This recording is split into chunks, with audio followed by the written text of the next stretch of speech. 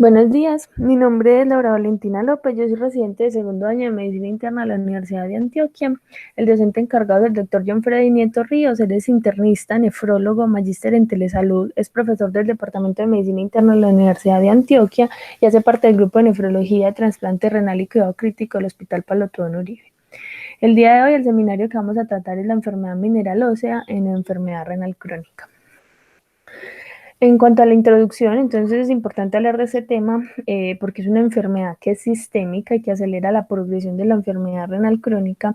Tiene una fisiopatología compleja porque normalmente uno tiende a pensar que solamente afecta al riñón y el hueso, pero en realidad tiene complicaciones que van más allá, incluso pueden aumentar el riesgo cardiovascular y la mortalidad.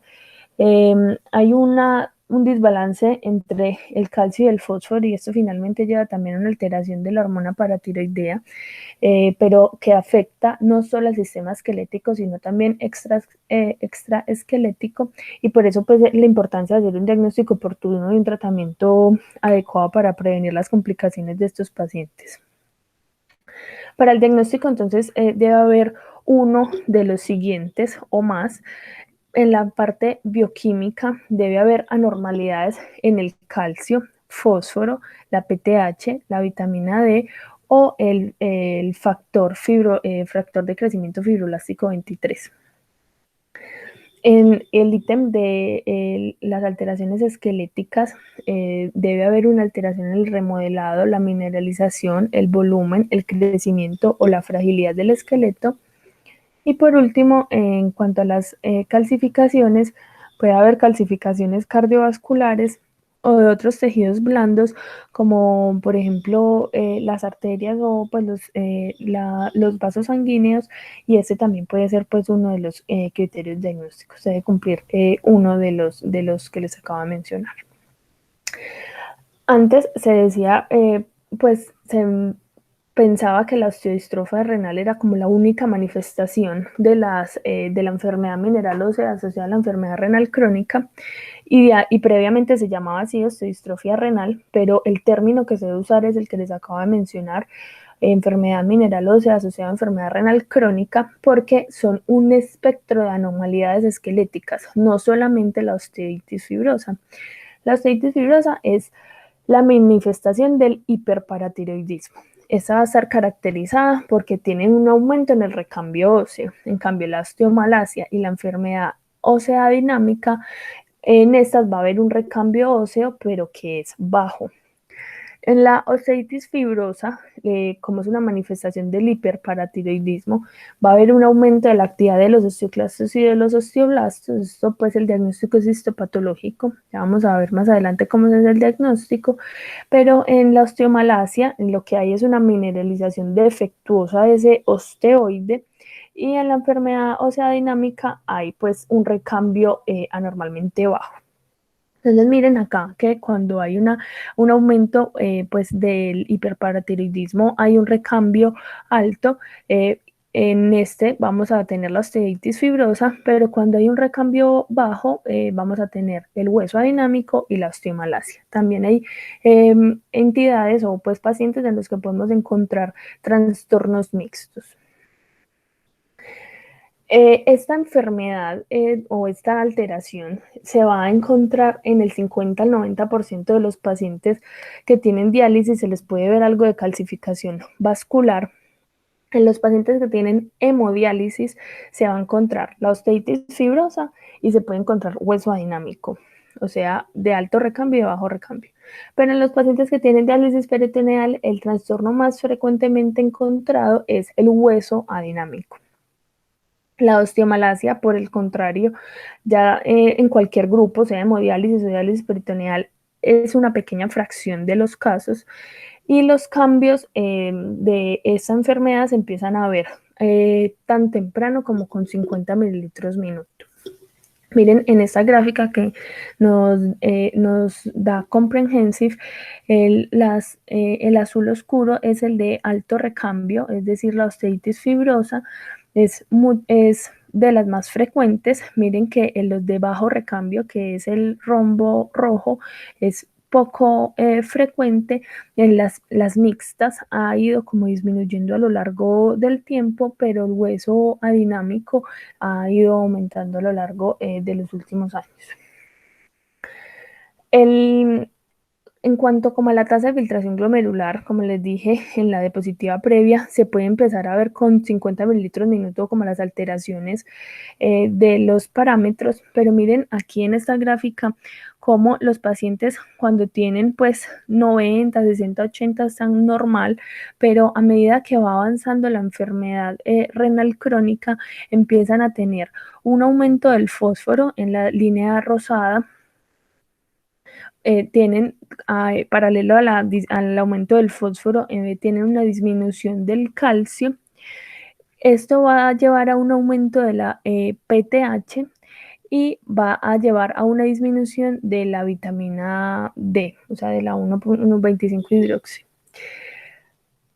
Miren que los pacientes aquí inicialmente en estos estadios van a tener un fósforo como normal, pero esto está dado por una compensación que hace con la PTH, pero vamos a ver que a medida que va disminuyendo, o sea, aumentando el fósforo, como que el calcio va a ir disminuyendo y esto va a llevar pues al hiperparatiroidismo.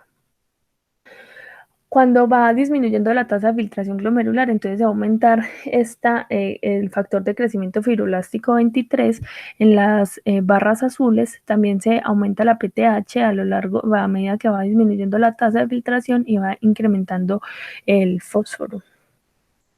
De igual manera, hay un aumento de la PTH, del fósforo y un mayor porcentaje de pacientes que tienen hipocalcemia cuando tienen una tasa de filtración glomerular por debajo de 30, y también a medida que va bajando la tasa de filtración glomerular aumenta el porcentaje de pacientes que tienen déficit de vitamina D. Para hablar de la fisiopatología, entonces, la regulación renal del metabolismo del calcio y del fósforo, pues normalmente está dada por la producción de la vitamina D, que en el riñón pues se vuelve 1,25 dihidroxicolecalciferol, por la excreción del fósforo a nivel renal y por ese factor de crecimiento de fibroblastos que vimos en las diapositivas previas. Lo que normalmente, pues lo que pasa es que ya sea por la piel o por la alimentación, tenemos el colecalciferol, que es la vitamina D3, ingresa al cuerpo y en el hígado, pues pasa después al riñón, y en el riñón tenemos la enzima 1-alfa hidroxilasa en los túbulos renales que van a hidroxilar la vitamina D para generar la 1,25 dihidroxicolecalciferol. Esta vitamina tiene como efecto metabólico aumentar la absorción de calcio, de fósforo, y lo que va a hacer es suprimir la producción de PTH. Por eso, cuando hay una deficiencia de vitamina D, no va a haber quien suprima la PTH y va a ser una de las causas del hiperparatiroidismo. ¿Cómo se define deficiencia o insuficiencia de vitamina D? Hay muchos puntos de corte. Uno de los más aceptados es que menos de 30 es insuficiencia y menos de 20 es deficiencia, y todo esto pues va a llevar a unos trastornos óseos, metabólicos y cardiovasculares. La vitamina D normalmente va a aumentar la absorción de calcio y de fósforo, suprime la PTH, puede tener un efecto inmunomodulador, controla la proliferación celular, puede inhibir el eje angiotensina-aldosterona y puede aumentar la producción de insulina y la contracción miocárdica. Eso en cuanto a la vitamina D. El segundo mecanismo que les mencioné fue la excreción de fósforo. Entonces, normalmente el fósforo se encuentra de manera o mineral o fosfato orgánico. El fósforo va a estar regulado por la absorción intestinal, después la formación ósea y finalmente va a ser excretado por los riñones. Cuando estamos con una enfermedad renal crónica que ya es de estadio 4, como les mencioné en la tabla, en la que ya se veía que era evidente esa disminución de la excreción renal y por eso la hiperfosfatemia, lo que pasa es que cuando se empieza a acumular el fósforo, puede ser en estadios tempranos, pero se secreta el factor 23, y este va a tener algo de efecto fosfatúrico y por eso al principio y hasta el estadio 4 se puede ver el fósforo como si fuera normal, pero ya hay una disminución de esa excreción renal desde etapas más tempranas. Normalmente hay en la dieta, ingerimos de entre 1000 a 1500 miligramos de fósforo, pero la excreción es muy similar, también entre 1000 a 1500. El fósforo va a tener una función en la estructura celular, en la señalización, en el metabolismo. Y en el suero, pues va a haber más o menos el 1%, el resto va a estar acumulado en los huesos o en los dientes o a nivel intracelular. Ese factor de crecimiento fibroelástico 23 es una hormona que se empieza a secretar por los osteoblastos, los osteocitos, como les mencioné, es fosfatúrica, inhibe la absorción intestinal de fósforo, entonces cuando se empieza a retener este sodio por la disminución de la excreción, este factor se aumenta, no absorbemos tanto fósforo intestinal y entonces no se incrementa el fósforo en estadios muy iniciales, va a inhibir la síntesis de la vitamina D, entonces cuando el factor de crecimiento fibroelástico inhibe pues esta enzima, no va a hacerse la hidroxilación de la vitamina D y esto finalmente se va reflejado que si no tenemos vitamina D no se puede absorber el calcio a nivel intestinal. Este factor puede ser estimulado por el calcitriol, por la hiperfosfatemia, por la PTH del calcio y va a suprimir la secreción de la PTH. Cuando tenemos entonces la disminución de la tasa de filtración, aumenta el fósforo, se aumenta este factor de crecimiento fibroblástico y ya cuando tenemos una tasa que sea menos de 30 aproximadamente, se pierde ese mecanismo compensatorio que hace que se disminuya la absorción intestinal de fósforo y ahí es donde ya empezamos a ver la hiperfosfatemia en los pacientes. Ya pasando del fósforo al calcio, entonces el calcio normalmente en estas enfermedades, sobre todo en las que son de alto recambio celular, ya vamos a ver, el calcio disminuye. ¿Por qué disminuye? Primero por la retención del fosfato, que ya les dije que quela el calcio. Lo otro es que como hay la disminución de la producción de la forma activa de la vitamina D, se va a reducir la absorción y también hay una resistencia esquelética a la acción de la PTH, entonces por eso también es otra causa de hipocalcemia.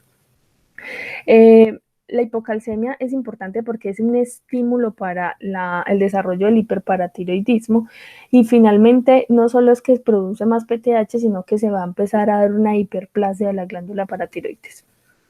Ya los mencioné todos por aparte, pero integrando como toda esta fisiopatología, entonces primero se retiene el fósforo, aumenta la producción del factor fibroelástico 23, ya se empieza a aumentar como la excreción por las nefronas que no están afectadas, intentando pues no tener hiperfosfatemia, pero como también hay una reducción de la producción de calcitriol, todo esto va a llevar a un hiperparatiroidismo que es secundario.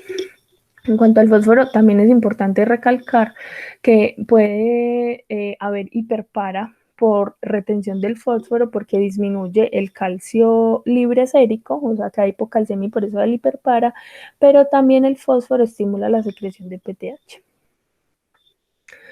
En esta tabla se resume entonces esa hiperfosfatemia como por diferentes mecanismos, ya sea por el crecimiento de la paratiroides, por la disminución del calcitriol, la resistencia de PTH, llevan hipocalcemia y todo esto va a llevar a hiperparatiroidismo. Y en cuanto al calcitriol, entonces va a haber una disminución de la producción del calcitriol, disminución entonces de la absorción intestinal de calcio y por eso la hipocalcemia y la resistencia que tienen los huesos a esa acción calcémica que tiene la PTH. Entonces todo esto va a llevar a hipocalcemia y finalmente se va a ver traducido en hiperparatiroidismo secundario. La clínica de estos pacientes entonces va a depender de todas las consecuencias de ese metabolismo del calcio y del fósforo. Cuando tienen hipocalcemia o algo importante a resaltar es que la mayoría de los pacientes se van a presentar con hipocalcemia y con hiperfosfatemia, que finalmente eso va a tener pues aumento de las complicaciones cardiovasculares, morbilidad, mortalidad. Pero hay algunos pacientes que pueden presentarse con hipercalcemia y entonces no hay que descartar que los pacientes cursen con alguna complicación de la enfermedad mineral ósea. Esta manifestación es sobre todo cuando hay iatrogenia y se usa de manera excesiva sales de calcio, vitamina D, o incluso cuando ya hay un hiperparatiroidismo terciario, que ya les voy a explicar qué significa eso.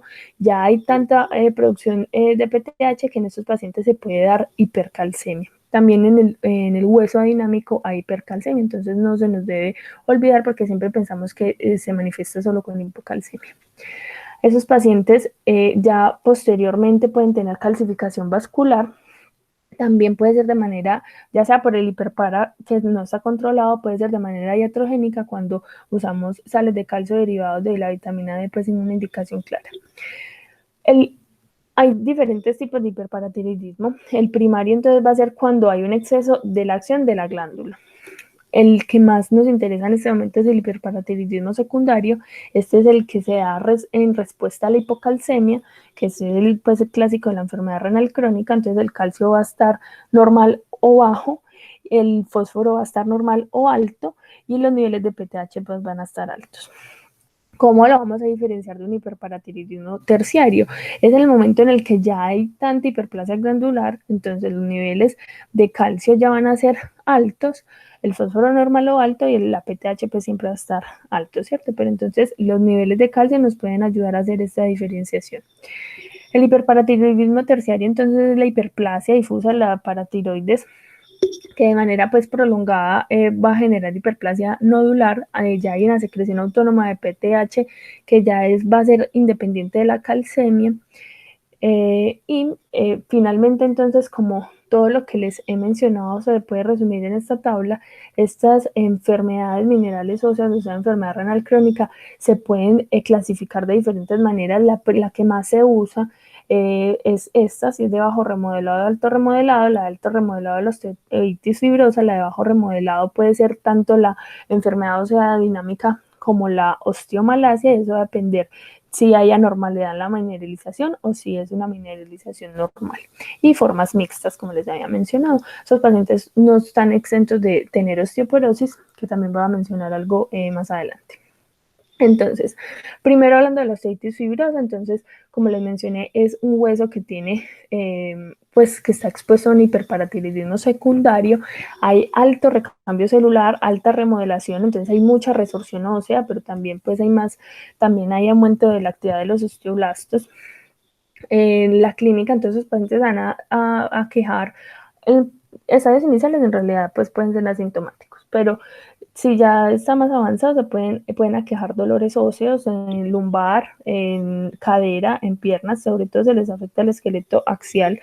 Se les puede ver deformidades esqueléticas en estadios más avanzados, roturas tendinosas, fracturas patológicas, pero también tumores pardos.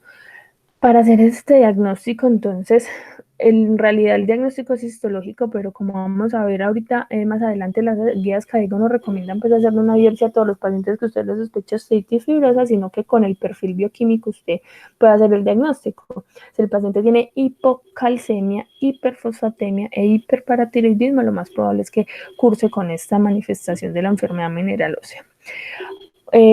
Además, la fosfatasa alcalina va a estar aumentada porque es un marcador de recambio óseo. La radiografía en realidad es muy poco sensible, entonces ya les voy a mostrar más o menos cuáles son las manifestaciones radiológicas que pueden tener, pero pues no es sensible para el diagnóstico, y la densitometría ósea pues no sirve en estos pacientes. Miren acá cómo estos pacientes que tienen hiperparatiroidismo secundario tienen unas erosiones que son subperiósticas, mírenlas aquí. Pero ya cuando el paciente no cursa con osteoitis fibrosa, sino por todo lo contrario, con estas manifestaciones de bajo recambio celular como la osteomalacia, entonces en estos, como les había mencionado, es muy poco frecuente.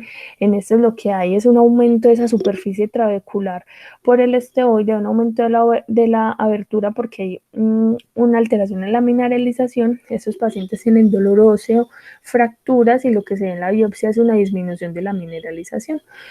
El otro espectro en el bajo recambio óseo es la enfermedad dinámica. Esta es la que se da más en los pacientes que tienen diálisis peritoneal, y entonces se puede dar por varias causas. Primero, porque de manera iatrogénica les damos altas dosis de análogos de vitamina D, quelantes de calcio, de fósforo, o que ya el hueso, que ya haya una resistencia a la PTH en el hueso. Entonces, esta enfermedad, a diferencia de las otras, la vamos a sospechar cuando la PTH está persistentemente baja. Hay varios puntos de corte, pero uno aceptado es menos de 100. Entonces, miren que es muy diferente porque estos pacientes tienen la PTH es baja y no tienen hipocalcemia, sino que tienen hipercalcemia y no tienen fosfatasa alcalina elevada, sino baja, pero dice bajo recambio óseo. Estos pacientes por lo general van a ser asintomáticos, pero también pueden tener algo de dolor óseo y estos pacientes van a tener mayor riesgo de fracturas que los anteriores. La osteoporosis entonces no es claro pues como el papel en la enfermedad renal crónica, pero estos pacientes pueden tener esta enfermedad perfectamente. La densitometría no está indicada de rutina. El tratamiento va a ser el usual en los pacientes que tienen enfermedad renal crónica en estadio 1, 2 y 3, pero los que tienen 4 y 5 pues como no hay estudios. Las guías CADIGO del 2017 pues, de enfermedad mineral ósea entonces nos recomiendan que en los pacientes que tienen estadios 3A y 5 es razonable realizar una biopsia solo si conocer el tipo de la osteodistrofia renal va a impactar en la decisión del tratamiento. Si no, no hay que hacerle pues biopsia ósea a todos los pacientes para identificar cuál es. En los pacientes, pues para predecir el riesgo de fractura por la densitometría ósea, entonces la guía nos recomienda que en los que tienen estadio 3 y 5 con evidencia de enfermedad mineral ósea, pero que tienen factores de riesgo para osteoporosis, se les puede hacer una densitometría para hablar el riesgo de fractura, si también ese resultado va a impactar en el tratamiento. Entonces, hablando no solo de esas manifestaciones esqueléticas, sino las extraesqueléticas, estos pacientes van a cursar con calcificaciones que se pueden dar en la túnica media, también se puede dar en las vísceras, pueden ser metastásicas, pueden haber calcificaciones en el pulmón, en el miocardio. Esto se ve sobre todo por el uso excesivo de suplementos de calcio y vitamina D. También se puede dar la calcifilaxis cuando el paciente tiene necrosis isquémica por la calcificación de la media arterial. Y también se les puede manifestar con líderes reticulares y nódulos subcutáneos en el tejido graso. Miren acá cómo se ve muy bonito la calcificación de toda una arteria y como recuerdan en la definición, el componente 3 de la definición era esta calcificación. Acá se muestra la calcificación pulmonar y calcificación periarticular. El diagnóstico lo vamos a hacer de manera bioquímica, vamos a medir la PTH, el calcio, el fósforo, la fosfatasa alcalina, que es el marcador de formación ósea, la vitamina, la 25 hidroxi, la 1,25 pues no la medimos, la creatinina y el BUN. Entonces, en cuanto a la radiografía les dije que es poco sensible, pero pues nos puede ayudar a detectar calcificaciones como les mostré hace 2 diapositivas. También nos puede ayudar a sospechar o mirar que los pacientes que tienen fracturas vertebrales. Y en cuanto a la densitometría ósea, entonces no es rutina a todos los pacientes, sino en los que en población general se le debe hacer a las mujeres posmenopáusicas, hombres mayores de 65 años que tengan un riesgo elevado porque ya tengan antecedente una fractura, porque tomen medicamentos como esteroides a largo plazo. ¿Cuáles son las metas de estos pacientes? Entonces, el objetivo con el tratamiento que vamos a mencionar es que, por ejemplo, en el estadio 5, que los pacientes tengan niveles de PTH entre 150 y 300, que tengan un calcio pues normal, pero lo tolerable hasta 10, el fósforo que les disminuya, porque no estén hiperfosfatémicos, sino con menos de 5, y de vitamina D que tengan más de 30, que les dije pues que eso se definía como insuficiencia. Se les debe hacer los paraclínicos de todo este perfil, dependiendo del estadio. Cada 3 meses el calcio del fósforo, cada 3 a 6 meses la PTH y la fosfatasa alcalina y el calcidiol cada 12 meses, pero va a depender pues del estadio de la enfermedad renal crónica. ¿Cómo vamos a tratar entonces estos pacientes? Primero, Recordar que este no es solamente tratarle el hueso, sino que sus pacientes, si se tratan, van a disminuir menos, van a disminuir la progresión de la enfermedad renal crónica y también su muerte cardiovascular. Entonces, nuestros objetivos va a ser normalizar el calcio y el fósforo con las metas que les mencioné en la tabla anterior, restablecer ese equilibrio hormonal para poder controlar el hiperparatiroidismo, pero tampoco suprimirlo de manera excesiva porque nos daría un hueso adinámico, mantener normales los niveles de vitamina D, evitar el hueso adinámico, como les acabo de decir, evitar la calcificación vascular, disminuir esa morbilidad ósea y la cardiovascular. Como medidas terapéuticas, entonces tenemos la vitamina D, los quelantes de fósforo, ya sea de aluminio, cálcicos o no cálcicos, y por último la paratiroidectomía. La guía entonces nos da esa recomendación y es que los pacientes, lo primero, nuestra primera meta va a ser disminuir el nivel de fósforo a rangos normales y debemos evitar que los pacientes pues lleguen también a tener hipercalcemia porque a veces nos vamos como para el otro lado. Entonces, primero les voy a mencionar la hipocalcemia porque es un potente estímulo para que se esté generando PTH. La administración de los suplementos de calcio, como el carbonato de calcio, se debe tomar entre las comidas, pero también no solamente es corregir el calcio, sino que se debe evaluar cómo está la vitamina D y en caso de que esté inferior a 30, pues se debe corregir. El seguimiento es con pues, niveles de calcio y de PTH, pero lo que les quiero mencionar en esta diapositiva, lo que quiero recalcar es que para el mejor tratamiento de la hipocalcemia es controlar primero el fósforo. Entonces, para manejar la hiperfosfatemia, lo primero es hacer una dieta estricta, por eso sus pacientes deben ser llevados a un nutricionista. Se les puede dar quelantes de fósforo, ya si el paciente está en diálisis, pues se puede manejar este trastorno. La piedra angular del tratamiento del hiperparatiroidismo secundario, entonces va a ser manejar la hiperfosfatemia. Cuando el paciente vaya a cita de nutrición, entonces la idea es que tengan una restricción de fósforo en los que están en estadio 5 de más o menos 800 miligramos día.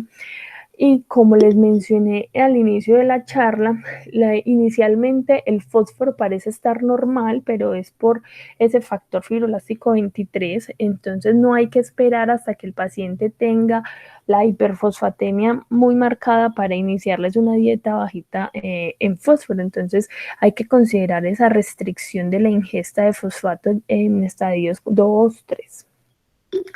Ya la dieta pues es ser como un pilar, pero si no funciona, el paciente no es adherente o no se logran las metas, entonces nos vamos para los quelantes de fósforo.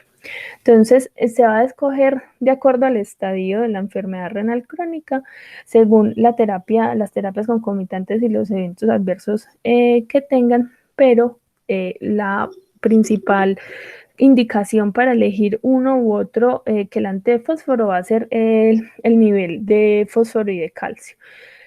Entonces hay varios tipos, hay quelantes cálcicos y no cálcicos. Los cálcicos son efectivos en el 70% de los pacientes, pero miren que tiene 1500 miligramos de calcio elemental. Entonces, si un paciente tiene hipercalcemia, calcificación arterial, que tiene un hueso dinámico, que cursan con hipercalcemia, entonces pues no va a ser como los de elección.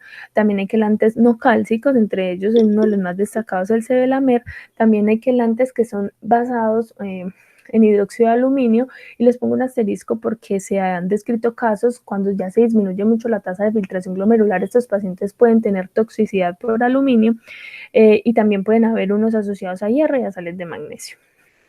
Entonces, en cuanto a los cálcicos, que son como los más comúnmente utilizados, tenemos el acetato de calcio, el carbonato de calcio. Recuerden entonces que tiene 25% de calcio elemental. En cuanto a las ventajas, entonces pues lo damos porque quela el fósforo, tiene una poca absorción intestinal, que menos que el carbonato de calcio, pero pues hay causas potenciales de esa hipercalcemia, entonces puede haber mayor riesgo de calcificaciones, de que se nos suprima la PTH y pues tiene pues eventos adversos gastrointestinales. Estas son como las dos opciones que tenemos de calcio. En cuanto a los no cálcicos, aquí están. Tenemos el Sevelamer. Pues las desventajas que tiene un alto costo puede disminuir los niveles de bicarbonato, pero algo muy, pues que tienen la ventaja es que es tan efectivo como los quelantes de fósforo, pero no tienen ese calcio elemental, no se absorbe y aparte tiene una disminución de la DLL. Esto se traduce en que tienen, pues pueden tener una menor progresión de esa calcificación vascular que se va dando en estos pacientes. Ya hablamos entonces de cómo se corrige el calcio, cómo se corrige el fósforo. Entonces, en cuanto a la vitamina D, es importante recordar que el calcitriol va a reducir esos niveles de PTH. Entonces, en las etapas tempranas de la enfermedad renal, cuando las glándulas muy sensibles, pues se debería empezar a reponer la vitamina D, porque cuando ya la célula está muy hiperplásica, se empieza a disminuir los receptores que tienen de vitamina D. Entonces ya en fases muy terminales, esos pacientes no responden a la suplencia de la vitamina D. La dosis entonces de calcitrol es de 0.25 a 0.5 microgramos, que es cada 24 o cada 48 horas. Como les he mencionado, hay manera de hacer iatrogenia si nos pasamos con las dosis y pueden dar hipercalcemia. Y algo importante es este medicamento, el Sinacalcet. Él tiene una modificación alostérica del receptor sensible de calcio. Nos va a ayudar pues para ese control del hiperparatiroidismo. La dosis es de 30 miligramos, máximo 180. Si hay hipercalcemia o si hay una PTH más de 300, pues se debe modificar la dosis. En este se va a reducir, en este estudio que les muestro aquí, se dedujo que había una reducción de la calcifilaxis y también había disminución de los procedimientos de paratiroidectomía. Los pacientes pues se pueden quejar de náuseas y de vómito. Cuando se realiza entonces la paratiroidectomía, si el paciente tiene un hipertiroidismo, hiperparatiroidismo grave, con una hiperfosfatemia persistente que no mejora con las medidas que les mencioné hace unas diapositivas, si no responde a esto, al calcitriol, al calcio, sigue con hipercalcemia, con intolerancia a esos calcimiméticos, es candidato a trasplante renal, hay calcificaciones metastásicas, hay calcifilaxis o pues alguna evidencia de hiperparatiroidismo grave, entonces se puede indicar la paratiroidectomía. ¿Cuál es el efecto adverso más temido después de esa intervención quirúrgica del hueso hambriento posoperatorio, en el cual se da una hipocalcemia que es grave, hipomagnesemia, hipofosfatemia, hipercalemia? Entonces, en ese estado hay una disminución de la reabsorción y del aumento de la formación ósea, pues ya no hay PTH. Los factores de riesgo para tener ese hueso hambriento es que tenga una osteoitis fibrosa, un hiperpara secundario terciario, va a depender de los niveles de BUN y de la fosfatasa alcalina preoperatoria, del paciente es anciano y del volumen de esa paratiroides que le resecaron. El tratamiento en nuestros pacientes debe ser agresivo porque el calcio pues baja a niveles no seguros. Y el tratamiento pues puede ser oral o endovenoso. Si es endovenoso se puede hacer con gluconato de calcio al 10% o cloruro de calcio al 10%. Entonces, para resumirles lo que les he dicho hasta el momento, entonces a estos pacientes les vamos a medir el calcio, el fósforo, la vitamina D, la PTH. Lo primero es que se les va a restringir el fosfato de la dieta a 800-900 al día, y si el paciente tiene menos de 30 de vitamina D, entonces le vamos a empezar a administrar, a suplementar. Si el paciente tiene hiperfosfatemia, hipocalcemia, entonces ya le hicimos lo de la dieta, pero también podemos hacer los quelantes de fósforo, los cálcicos, porque miren que tiene hipocalcemia, pero si tiene hiperfosfatemia con hipercalcemia, entonces deberíamos de dar quelantes de fósforo, pero que no tengan calcio. La meta, como les había mencionado, de fósforo es entre 3.5 y 5.5, y debemos ir evaluando. Si el paciente persiste pues tiene hiperparatiroidismo que tenga más de 300 o va aumentando de manera progresiva, y al igual que el calcio, entonces hay alternativas. Una, si el calcio está a menos de 9.5, dar análogos de la vitamina D. Y si el calcio está mayor a 9.5, entonces se puede valorar el Cinacalcet, administrar dosis fisiológicas de vitamina D activa.